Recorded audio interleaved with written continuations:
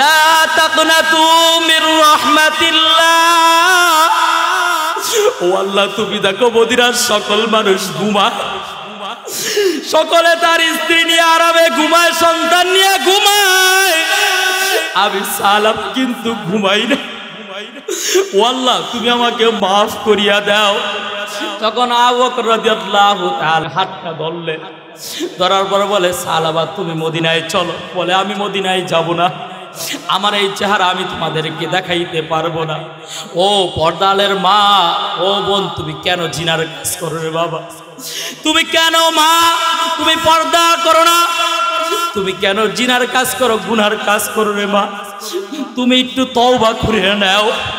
ও যুবক ভাই, ও আমার ভাইরা বলতেছে, ও মুরব্বী বাবারা, তোমার আমার 60 বছর অতিবাহিত হয়ে গেল, তুমি একটু তওবা করে নাও, সালা করে নাও। সালাবা রাদিয়াল্লাহু তাআলা আনহু এত পরিমাণে কান্না করতেছে। কান্না করার পর যখন হযরত ওমর ফারুক রাদিয়াল্লাহু তাআলা আনহু তাকে নিয়ে মসজিদে নববীতে আসলেন, মুফতি জুনায়েদ আল হাবিব শরীয়তপুরী, প্রতিষ্ঠাতা মোহাম্মদ আমিন, প্রতিষ্ঠাতা পরিচালক হাবিবুল কোরআন মডেল মাদ্রাসা ঢাকা। আমি হযরত আল্লাহ সাহেবকে তার বক্তব্য নসিহত পেশ করার জন্য সবিনয় অনুরোধ জানাচ্ছি। আসসালামু আলাইকুম ওয়া রাহমাতুল্লাহি ওয়া বারাকাতুহু। সর্বপ্রথম আমার আব্বা জান এখানে আছে, তিনি স্টেজে আসলে সবচেয়ে ভালো হয়।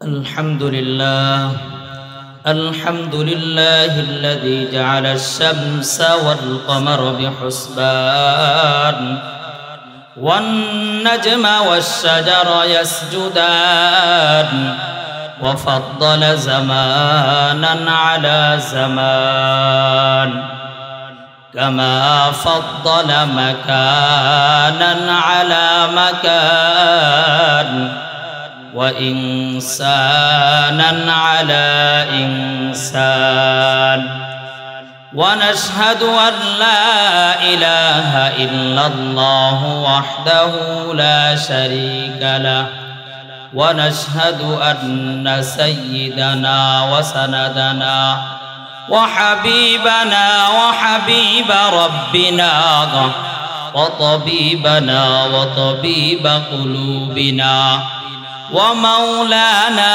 محمدا عبده ورسوله أما بعد فأعوذ بالله من الشيطان الرجيم بسم الله الرحمن الرحيم إن الله يحب التوابين ويحب المتطهرين أو كما قال عليه الصلاة والسلام قال رسول الله صلى الله عليه وسلم يا أيها الناس توبوا إلى الله فإني أتوب في اليوم إليه 100 مرة صدق الله المولانا العظيم وصدق رسوله النبي الكريم ونحن على ذلك من الشاهدين والشاكرين والحمد لله رب العالمين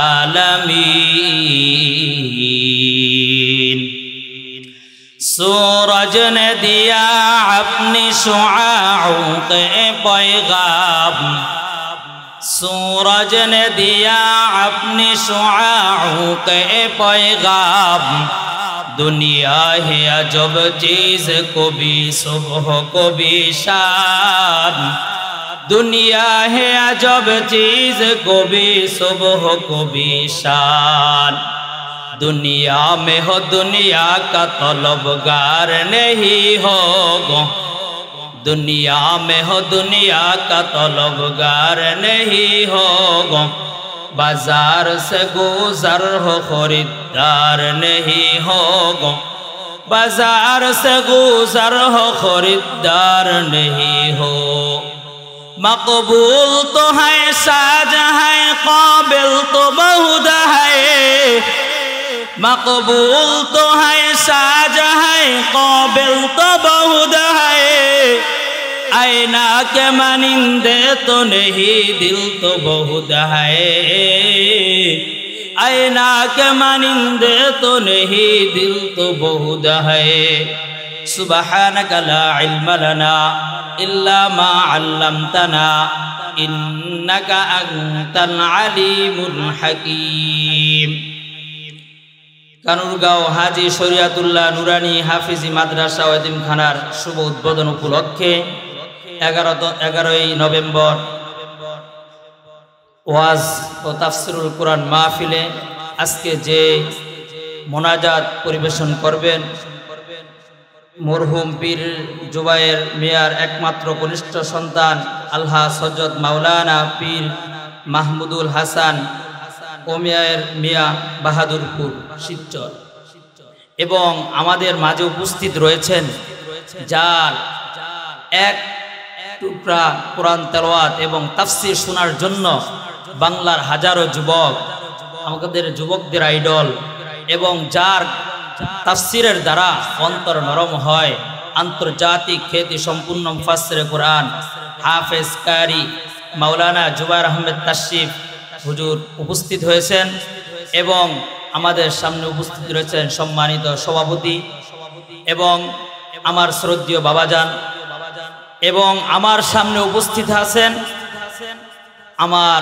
উস্তাদ তুল্য সমতুল্য ওলামায়ে কেরামগণ, আমার যুবক বন্ধুগণ, স্নেহের ছোট ভাই, পর্দালের মা ও বোনেরা। ওই মালিকের দরবারে সর্বপ্রথম শুকরিয়া আদায় করি যে আল্লাহ রব্বুল আলামিন আপনাকে আমাকে এই জান্নাতের বাগানে আসার মতো তৌফিক দিয়েছেন, এজন্য শুকরিয়া আদায় করি আলহামদুলিল্লাহ। আলহামদুলিল্লাহর আওয়াজে মনে হয় এই মাদারীপুরে কালকিনিতে হাজারো যুবক রয়েছে, আল্লাহ তাআলা তাদেরকে কবুল করেন নাই। হাজারো মানুষ রয়েছে এখনো প্যান্ডেলে আসতে পারেন নাই। এজন্য আমি আমার অন্তরস্থল থেকে আল্লাহ ওই মালিকের শুকরিয়া আদায় করি আলহামদুলিল্লাহ।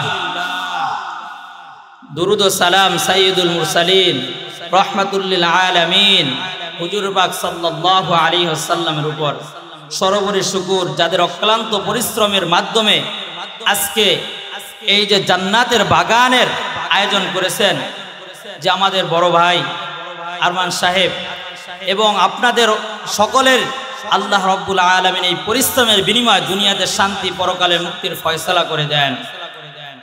এজন্য যে আমি পবিত্র কালামুল্লাহ শরীফ থেকে একটি আয়াত কারিমা তেলাওয়াত করেছি, ইন্নাল্লাহা ইউহিব্বুত তাওয়াবিন ওয়া ইউহিব্বুল মুতাতাহহিরিন।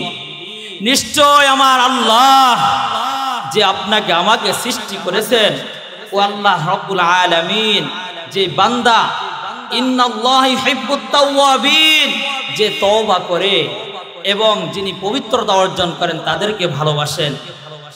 যে আমি একটি রাসূল আকরাম সাল্লাল্লাহু আলাইহি ওয়াসাল্লামের অগণিত হাদিস থেকে একটি হাদিস পাঠ করেছি, যে রাসূল আকরাম সাল্লাল্লাহু আলাইহি ওয়াসাল্লাম বলেন, ইয়া আইয়ুহান নাস তুবু ইলাল্লাহ ফাইন্নী আতুবু ফিল ইয়াউমি ইলাইহি মিয়াতা মাররা। যে বুখারী শরীফের হাদিস, যে রাসূল আকরাম সাল্লাল্লাহু আলাইহি ওয়াসাল্লাম বলেন যে আমি পয়গম্বর পর্যন্ত প্রতিদিন দৈনিক দিন আমি 100 বার তওবা করি। কতবার? যে আল্লাহ রব্বুল আলামিন পবিত্র কালামুল্লাহ শরীফের মধ্যে বলেন, তুবু ইলাল্লাহি জামিআ আইয়ুহাল মুমিনুন লাআল্লাকুম তুফলিহুন।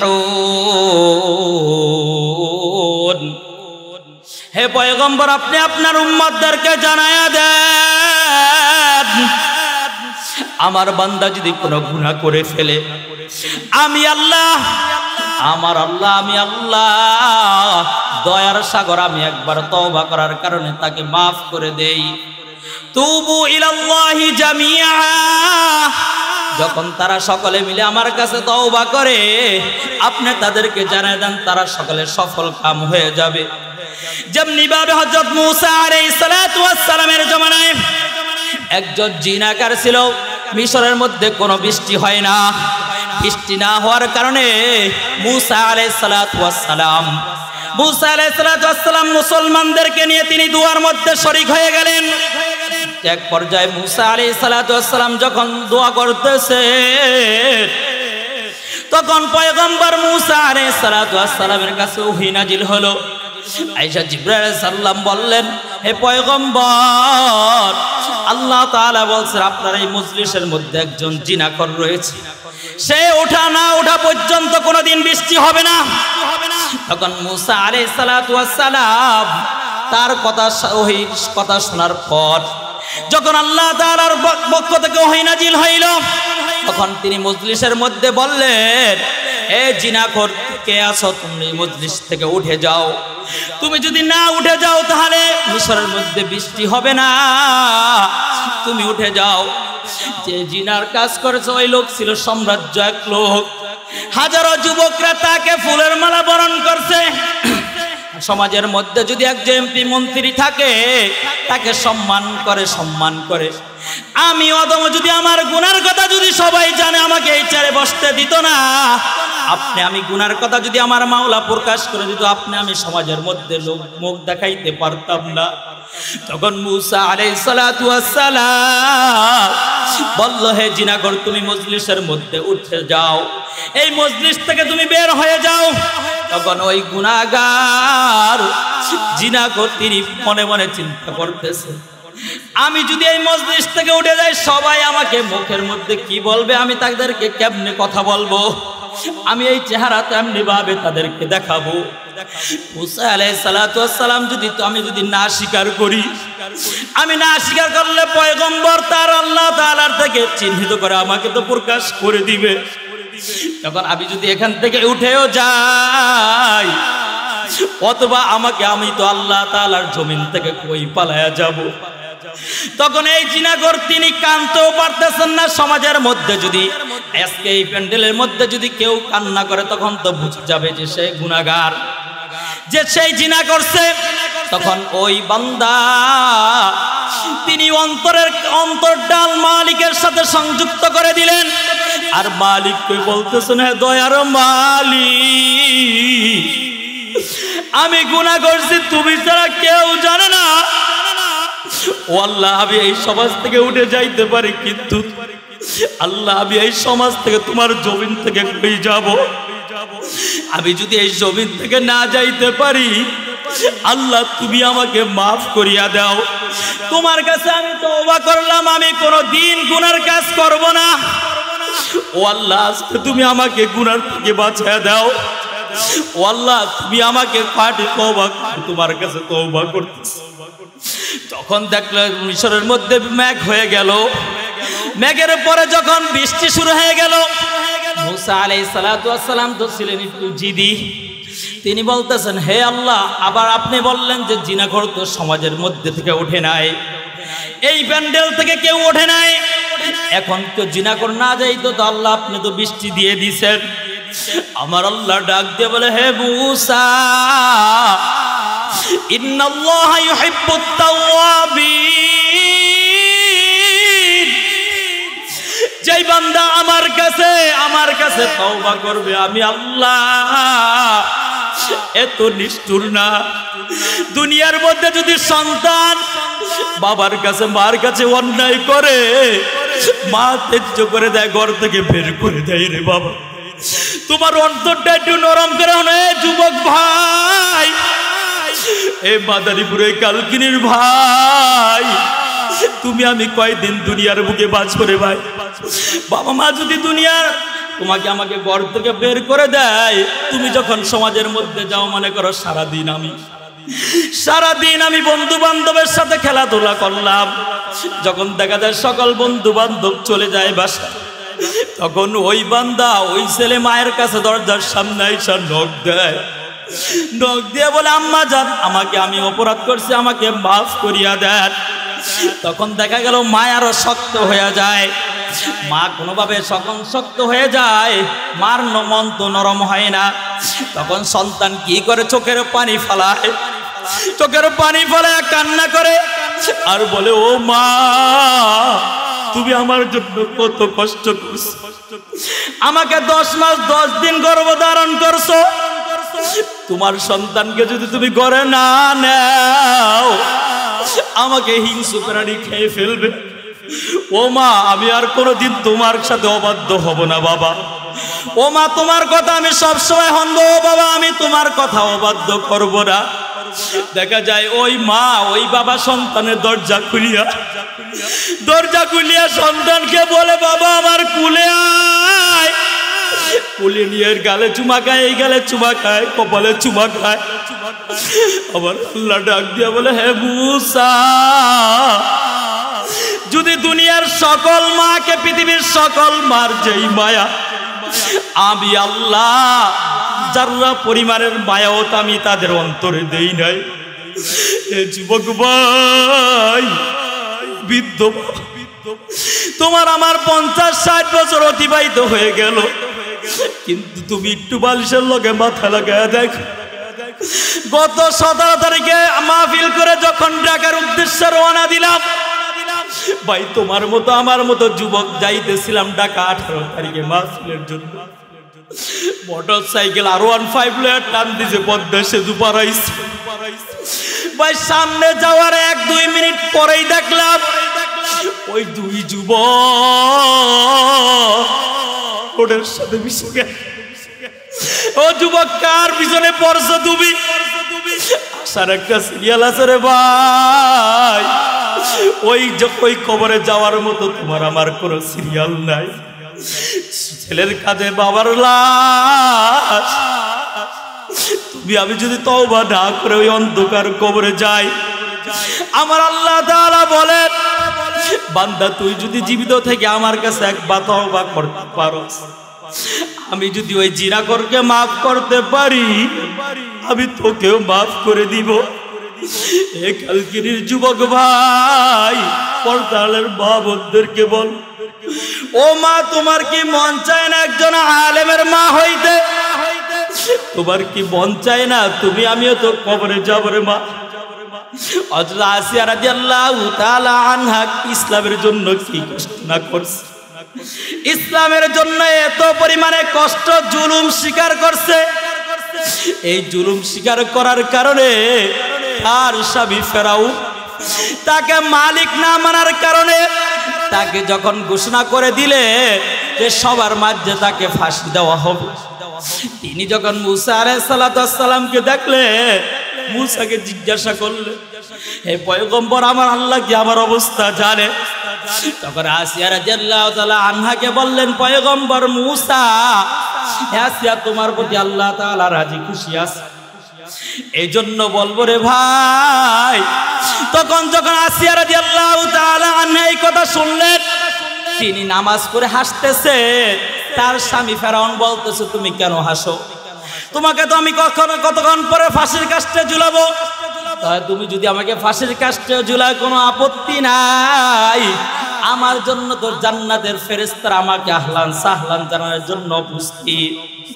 এ যুবক ভাই, তুমি আমি দুনিয়ার বুক থেকে যাব, আমি তোমাকে একটা মেসেজ দেওয়ার জন্যই আসছি যে ভাই তুমি আমিও যুবক, তুমিও কিন্তু যুবক, তুমি আমি আসার পথে কোনো গুনাহ কাজ করতেই পারি, তোমার আমার মধ্যে মানুষত্বরা দিয়েছে।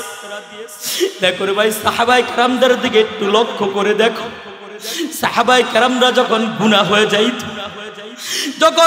হয়ে যাইতো তওবা করছে, যে ওই মালিকের দরবারে তওবা করছে, তুবু ইলাল্লাহি তাওবাতান নাসুহা, ইয়া আইয়ুহাল্লাযীনা আমানু তুবু ইলাল্লাহি তাওবাতান নাসুহা, তাওবা নাসুহা করে ফেলছে, হে আল্লাহ আমি আর কোনোদিন গুনাহ করব না, এরপরও গুনার কাজ করে ফেলছে।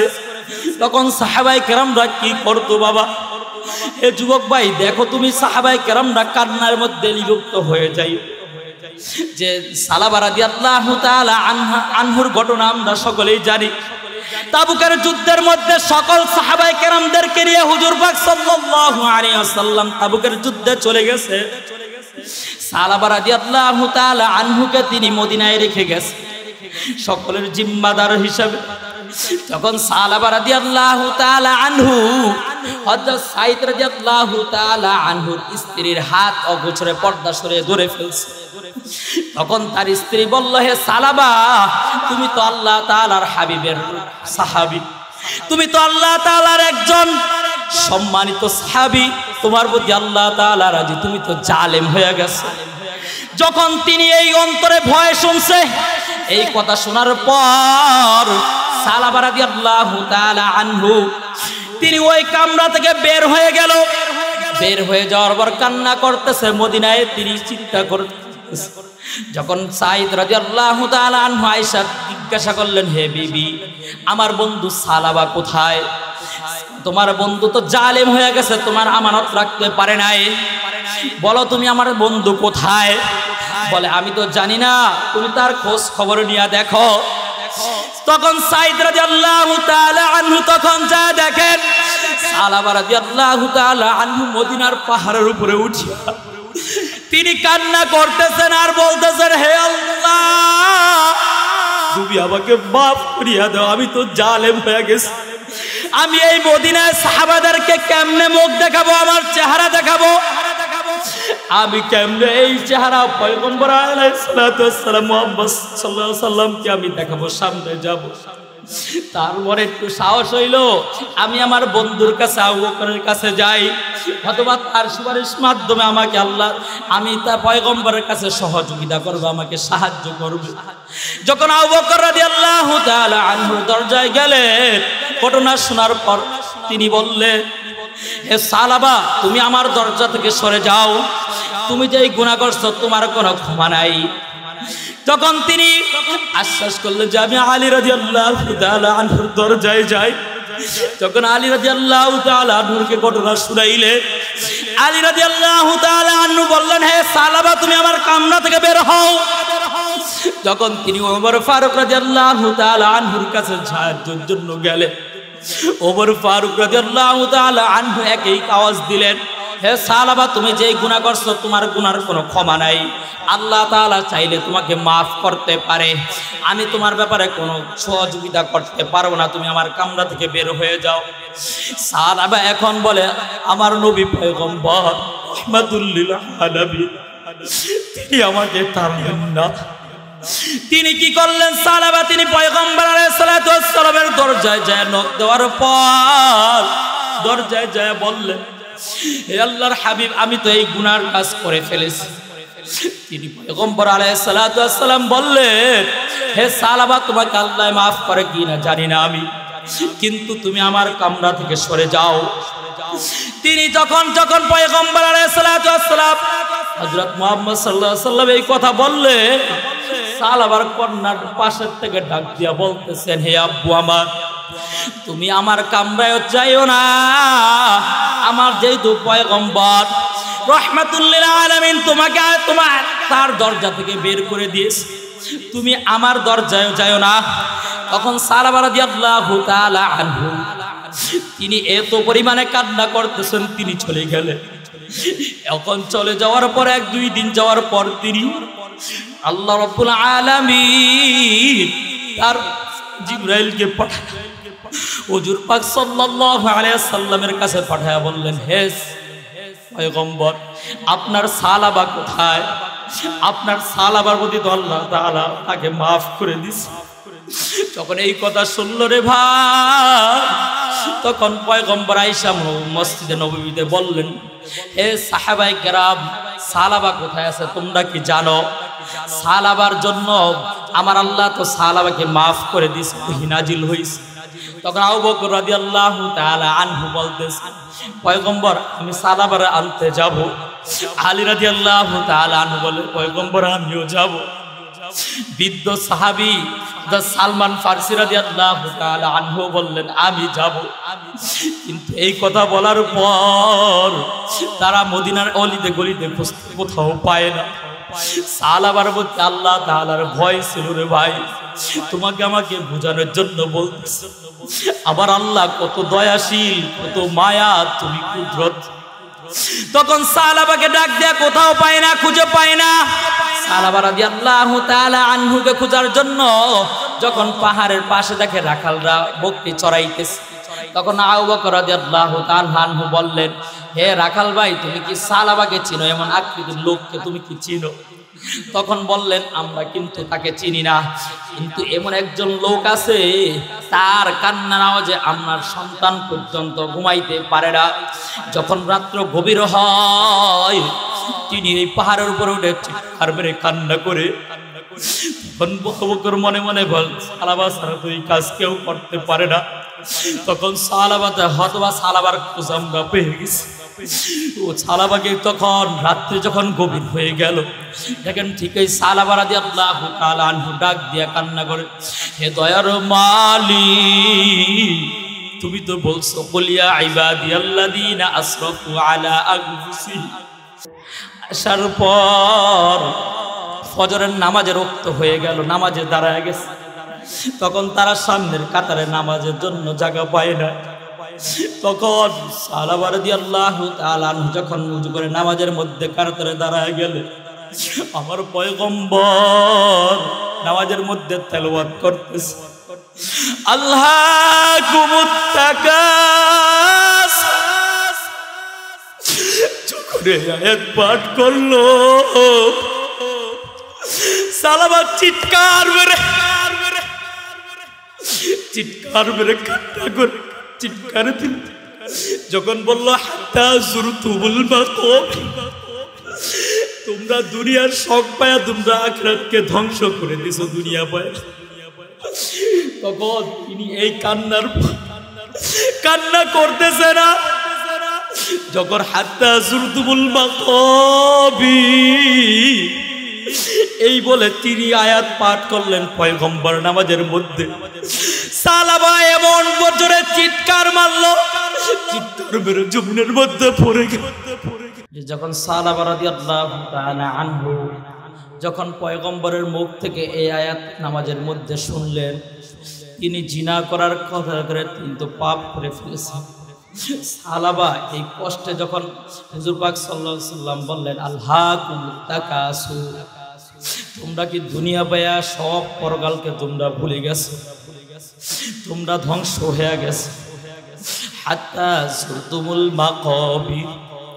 সালাবা রাদিয়াল্লাহু তাআলা আনহু এত বড় কাছে ছিলেন পয়গম্বর যে সকল সাহাবীদেরকে নিয়ে যুদ্ধে যাওয়ার পর তিনি মদিনায় শুধু সালাবা রাদিয়াল্লাহু তাআলা আনহুকেই রেখে গিয়েছে। যে সালাবা যখন চিৎকার মারার পর বলতেছিলাম নামাজের শেষে পয়গম্বর বলতেছেন, হে সালমান ফারসি, আপনি সালাবার মাথায় পানি দেন। তখন সালমান ফারসি রাদিয়াল্লাহু তাআলা আনহু ছিলেন বৃদ্ধ সাহাবী। তিন কান্না করে আর বলতেছে, হে পয়গম্বর, দের মধ্যে আর সালাবা নাই। আমার মাওলাকে এমনিভাবে ভয় করতেন রে ভাই। এই জন্য বলবো রে ভাই, আমার পয়গম্বর পর্যন্ত দৈনিক 100 বার পর্যন্ত তওবা করতেন রে ভাই। সালাবা রাদিয়াল্লাহু তাআলা যখন মৃত্যুবরণ করলেন, পয়গম্বর আলাইহিস সালাতু ওয়াস সালাম তার কাফনের ব্যবস্থাও করলেন। তিনি তার জানাজার ইমামতি করলেন। জানাজার পরে যখন তাকে কবরে নিয়ে যাইতেছে, কবরে নিয়ে তাকে রাখি দেখলো পয়গম্বর তিনি বিদ্যা আঙ্গুলটা দিয়ে তিনি জমিনের মধ্যে একটি আঙ্গুল রাখা, সব আঙ্গুল উপরে উঠে রাখছে। তখন সাহাবায়ে কেরামরা জিজ্ঞাসা করলো, হে পয়গম্বর, আপনি তো কোনো সময় আপনাকে এরকম ভাবে হাঁটতে দেখি নাই, আপনি কেন এরকম করে হাঁটতেছে? তিনি বলে, ও সাহাবায়ে কেরাম, তোমরা জানোনি সালাবার জানাজায় এত পরিমাণে ফেরেশতা আগমন করছে, তাকে দাফন করার জন্য যাইতেছে। আমি জমিনের মধ্যে আঙ্গুল রাখার মতো জায়গা ফাঁকা নাই। হে কালকিনির যুবক ভাই ও পর্দার মা বলে, তোমার আমার জীবনে গুনাহ হয়ে গেছে, তুমি আল্লাহ তাআলার কাছে খাঁটি তওবা করে বাবা, আজকে এই প্যান্ডেল থেকে তুমি আমি ওয়াদা করো, তুমি আমি কোনোদিন গুনার কাজ করব না, ওই মালিককে কখনো মালিকের হুকুম নামাজ ছাড়বো না। তুমি আমি যখন এই কবরে যাব, কবর প্রতিদিন ডাক দিয়ে বলে আনা বাইতুল সুলমা, আনা বাইতুল ওয়াহদা, আমি এই কবর অন্ধকার, আমি এই কবর তোমাদের জন্য আনন্দদায়ক জায়গা। তোমরা যদি গুনাহ নিয়ে কবরে আসো, আমি ডান পায়ে মাটি, ডানে মাটি, বামে মাটি, সব জায়গায় মাটি, আমি মাটি তোমাকে এরম জোরে চাপ মারবো,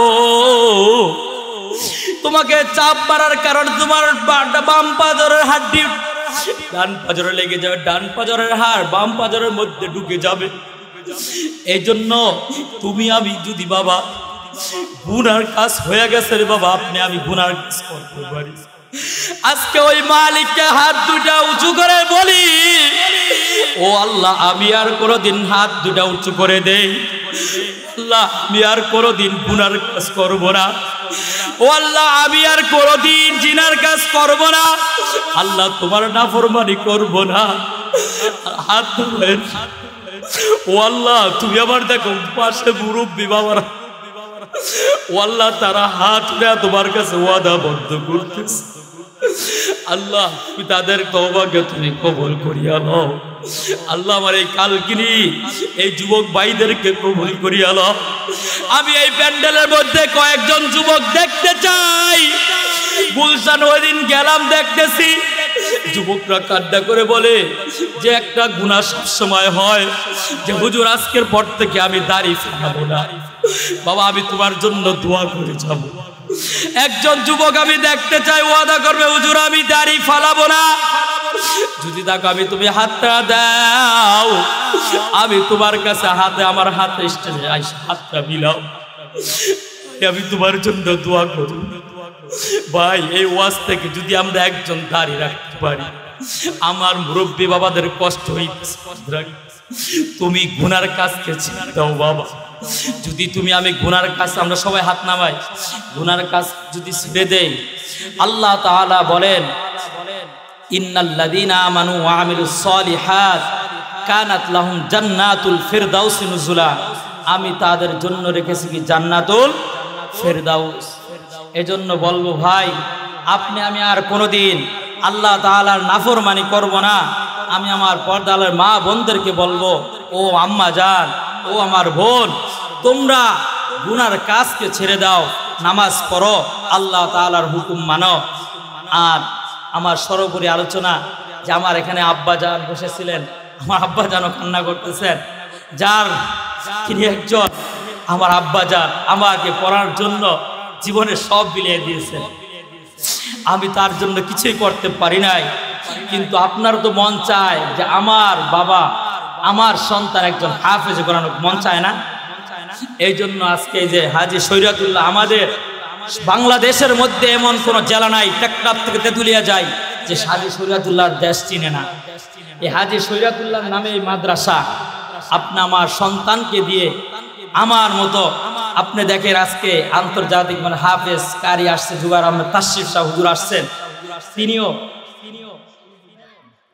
তিনি আসছেন, তার তিনি আপনাদের কাছে আসছেন, দোয়া দেওয়া যাবেন, আর হুজুরের কাছ থেকে আপনারা দোয়া নেবেন যে আমরা আমাদের প্রত্যেকটা সন্তানকে হাফেজ বানাবো। আপনি কোরআন শিক্ষা দেওয়ার পর অন্য শিক্ষা দেওয়ার আমাদের কোনো আপত্তি নাই, কিন্তু আপনি মারার পর আমি ইন্তিকালের পর যে আপনি আমার সন্তানদের জানাজা পড়াইতে পারে, কি বলেন? এই জন্য আমরা পারবো না ইনশাল্লাহ।